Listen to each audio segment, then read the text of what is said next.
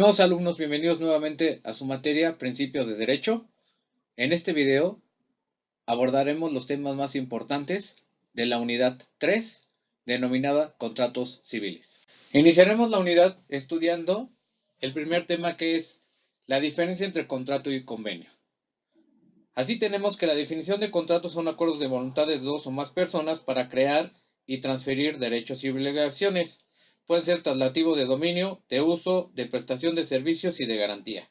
Mientras que la definición de convenio es un acuerdo de voluntades de dos o más personas para crear, modificar, transferir y extinguir derechos y obligaciones. Pueden ser bilaterales y plurilaterales. Daremos inicio al análisis de los contratos contemplados dentro de la unidad. Para ello iniciaremos con el contrato de compraventa civil, el cual se define en el artículo 2248 del Código Civil de la entidad como aquel contrato en virtud en el que uno de los contratantes se obliga a entregar una cosa determinada y el otro a pagar por ella un precio cierto en dinero o signo que lo represente. Asimismo, sus características es consensual, oneroso, bilateral y conmutativo. Asimismo, las obligaciones de las partes son las siguientes. El vendedor está obligado a entregarle al comprador la cosa vendida, a garantizar las calidades de las cosas y a prestar la evicción, mientras que el comprador está obligado a cumplir con todo aquello que se haya obligado y especialmente a pagar el precio de la cosa en tiempo, el lugar y la forma convenidos. Y finalmente el objeto es la entrega de la cosa vendida, puede ser real, jurídica o virtual. El contrato de compraventa no requiere para su validez formalidad alguna, sino solo cuando recae sobre un bien inmueble.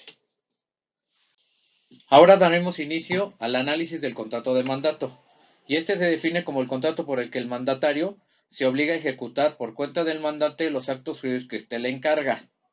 Sus principales características son ser oneroso o gratuito, unilateral o bilateral, conmutativo, consensual y puede ser otorgado por escritura pública o privada.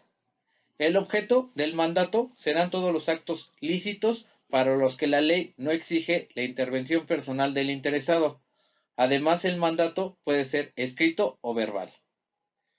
Las obligaciones de las partes. Por parte del mandatario es el desempeño de su encargo, se sujetará a las instrucciones recibidas del mandante y en ningún caso podrá proceder contra disposiciones expresas en el mismo. Mientras que el mandante debe de anticipar al mandatario, si éste lo pide, las cantidades necesarias para la ejecución del mandato. Las formas de terminación del contrato. El mandato termina por la revocación, la renuncia del mandatario, la muerte del mandante o del mandatario, la interdicción de uno y el otro, el vencimiento del plazo y la conclusión del negocio para el que fue concedido. Finalmente, las clases del mandato son oneroso o gratuito, unilateral o bilateral, conmutativo, consensual y puede ser otorgado por escritura pública o privada. Ahora bien, iniciaremos con el estudio y el análisis del contrato de hipoteca. Para ello iniciaremos con su definición, el cual es un contrato de garantía real, constituida sobre bienes que no se entregan al acreedor y que da derecho a éste, en caso de incumplimiento de la obligación garantizada, a ser pagado con el valor de los bienes en el grado de preferencia establecido por la ley. Asimismo, tenemos que estas son sus principales características. Los bienes hipotecados quedan sujetos al gravamen impuesto. Aunque pasen a poder del acreedor, solo pueden recaer sobre bienes especialmente determinados. Asimismo, tenemos que la terminación del contrato de hipoteca, hay 4 hipótesis que se pueden presentar. La primera es, podrá pedirse y deberá ordenarse en su caso la extinción de la hipoteca cuando se extinga el bien hipotecado. La segunda, se extinga la obligación que sirvió de la garantía. Tercera, se resuelva o se extinga el derecho del deudor sobre el bien hipotecado. Y finalmente, el bien se expropie por caso de utilidad pública. Clases de hipoteca.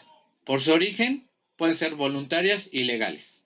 Por su forma, son expresas o tácitas. Por el objeto, son generales o especiales. Por sus efectos, pueden ser comunes o privilegiadas. Y finalmente, por su contenido, pueden ser ordinarias, de tráfico, de seguridad o de máximo de capital de renta. Continuando con los temas de análisis de la presente unidad, corresponde el estudio del contrato de prenda mercantil. Para ello iniciaremos con su definición y sus principales características. La prenda es un derecho real constituido sobre un bien mueble enajenable para garantizar el cumplimiento de una obligación y su preferencia de pago. Para que se tenga por constituida la prenda, deberá ser entregada al acreedor real o jurídicamente. También es necesario que el contrato de prenda conste por escrito.